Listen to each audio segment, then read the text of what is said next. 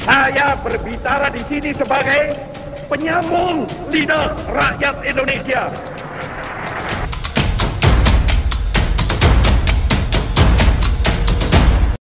Salam Merdeka. Pada tanggal 1 Juni 1945, Bung Karno mengemukakan dasar Indonesia Merdeka di depan Dogoritsu Chumbi Chosokai atau yang lebih dikenal dengan BPUPKI, itu Badan Penyelidik Usaha Persiapan Kemerdekaan Indonesia. Nah, Bung Karno mengajak melihat sejarah kemerdekaan bangsa-bangsa di dunia seperti Jerman yang merdeka, Arab Saudi yang merdeka, Iran merdeka, Tiongkok merdeka, Nippon merdeka, Amerika merdeka, Inggris merdeka, Rusia merdeka, Mesir merdeka. Dan dikatakan dalam pidato tersebut, Arab Saudi bisa merdeka, padahal 80% rakyatnya kaum Badui itu masih terbelakang. Sebagaimana dicontohkan bahwa rakyat atau suku Badui itu mengisi bahan bakar mobil itu dengan gandum. Nah, di sisi lain, Lenin mendirikan Soviet Rusia, 80% rakyat itu masih buta huruf. Dan Indonesia merdeka, kata Bung Karno, tidak perlu perencanaan yang jelimet. Karena kalau perencanaan yang jelimet, sampai liang kubur pun Indonesia tidak akan pernah merdeka. Kemerdekaan adalah jembatan emas. Di seberang jembatan itu, baru masyarakat disempurnakan. Jutaan pemuda semenjak tahun 1932 sudah memiliki semboyan Indonesia Merdeka sekarang. Keberanian untuk merdeka itu kalau diumpamakan, itu seperti keberanian untuk menikah. Ada orang yang tidak berani menikah sebelum ia punya rumah kedua dulu, atau tempat tidur yang betul-betul, atau peralatan dapur yang lengkap. Nah, tetapi di sisi lain, Sarinem dan Samiun cuma punya tikar, tetapi sudah berani menikah. Nah, inilah perumpamaan keberanian untuk merdeka. Dalam hukum internasional, syarat merdeka itu tidak peduli rakyatnya pintar atau bodoh. Syaratnya adalah, pertama, ada rakyat, kedua, bumi yang dipijak, yang ketiga itu adanya pemerintahan. Nah, Jerman merdeka di atas falsafah nasional sosialisme, Soviet Rusia di atas dasar Marxisme, Arab Saudi di atas dasar agama Islam.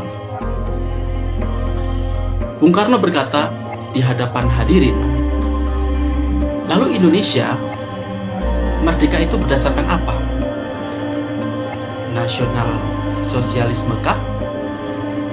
Atau Marxisme kah? Atau San Mincu Ai kah? Nah, apakah kita hendak mendirikan Indonesia untuk satu orang kah? Kepada satu golongan kah?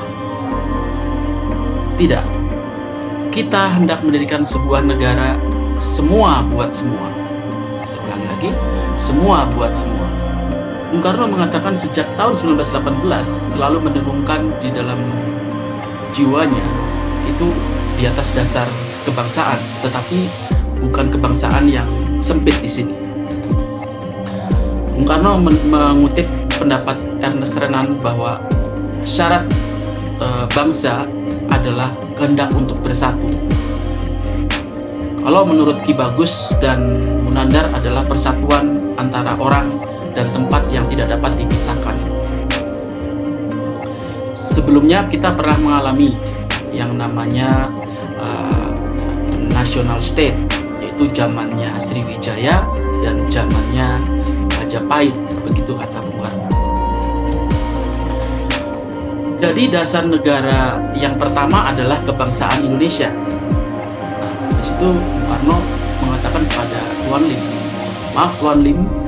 maaf Tuan Lim Kun Yang, dalam pidato Tuan ketika ditanya Tuan Fuku Kaikyo, katanya tidak mau akan kebangsaan. Lalu Tuan Lim menjawab, bukan begitu Bung, ada sambungannya lagi. Nah, begitu katanya. Lalu Bung Karno berkata, wah kalau begitu maaf, saya mengucapkan terima kasih karena Tuan Lim juga menyetujui dasar kebangsaan. Saya tahu banyak orang Tionghoa klasik terkena paham penyakit kosmopolitan. Nah, tetapi Dr. Sun Yat-sen bangkit dan memberi pengajaran kepada rakyatnya bahwa ada kebangsaan Tionghoa. Nah, waktu Soekarno sekolah di HBS Surabaya itu pernah dipengaruhi oleh pelajaran sosialis, yaitu dari A. Bars, yang katanya jangan berpaham kebangsaan, tetapi berpahamlah rasa kemanusiaan dunia. Jangan punya kebangsaan sedikit pun, begitu ajaran A. Bars. Tetapi tahun 1918, Dr. Sun Yat-sen itu menulis San Min Chu Ai yang membongkar kosmopolitisme yang diajarkan oleh Bars, sehingga tertanamlah rasa kebangsaan dan Soekarno berterima kasih kepada Dr.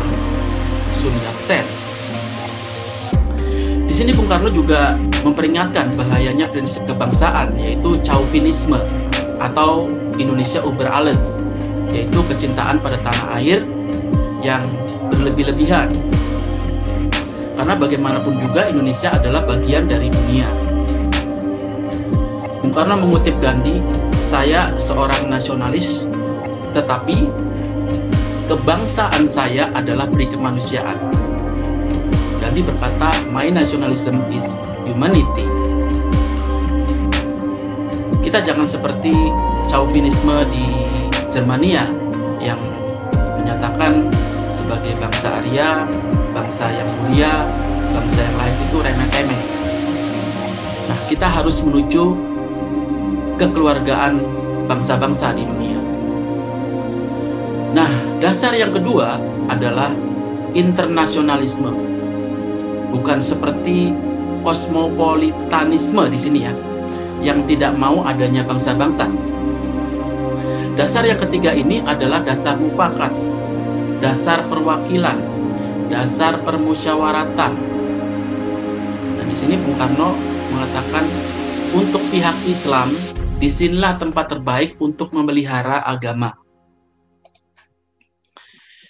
Ibarat perwakilan rakyat itu 100, maka berjuanglah supaya 60, 70, 90 perwakilan pemuka Islam. Sehingga yang keluar adalah hukum-hukum Islam. Dan Islam hidup dalam jiwanya rakyat.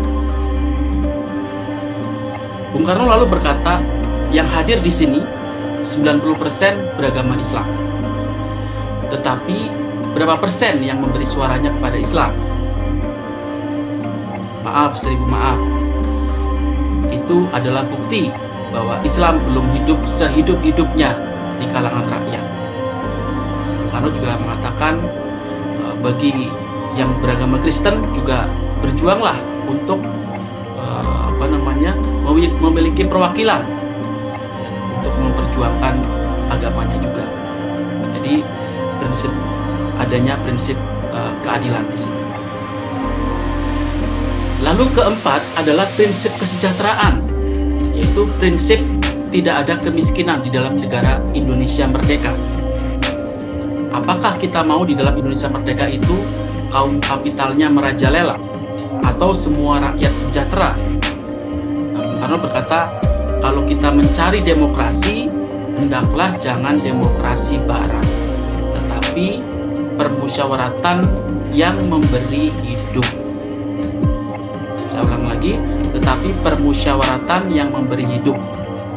Jadi bukan demokrasi ala barat.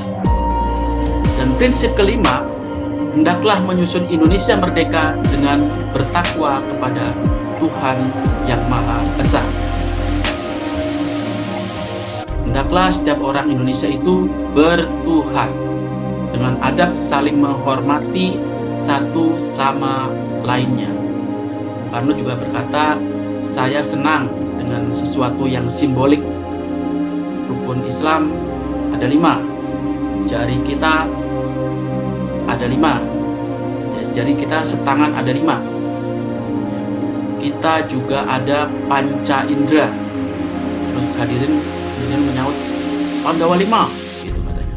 Nah, sekarang banyaknya prinsip itu ada 5, tetapi bukan panca dharma, karena dharma itu adalah kewajiban, sedangkan ini adalah dasar. Tidak ada tempat, jadi tidak ada tempat dengan untuk kata dharma tersebut. Nah, Bung Karno mendapat inspirasi atau berdasarkan petunjuk dari teman yang ahli bahasa, maka saya menamakan, begitu kata Bung Karno, dengan istilah Pancasila. Sila itu artinya azas atau dasar. Itu dasar yang ada 5. Itu panca artinya 5. Lanjut, Bung Karno mengatakan kalau tidak suka dengan angka 5, kalau tidak suka dengan angka 5, boleh diperas menjadi 3, yaitu apa? Sosio-nasionalisme, yang kedua sosio-demokrasi, yang ketiga adalah ketuhanan. Terus Bung Karno juga mengatakan lagi, tapi jika tuan-tuan tidak suka Trisila, saya kumpulkan menjadi satu, yaitu gotong royong. Ya, negara gotong royong. Lalu berikutnya hadirin tepuk tangan. Gotong royong itu lebih dinamis dari kekeluargaan, begitu kata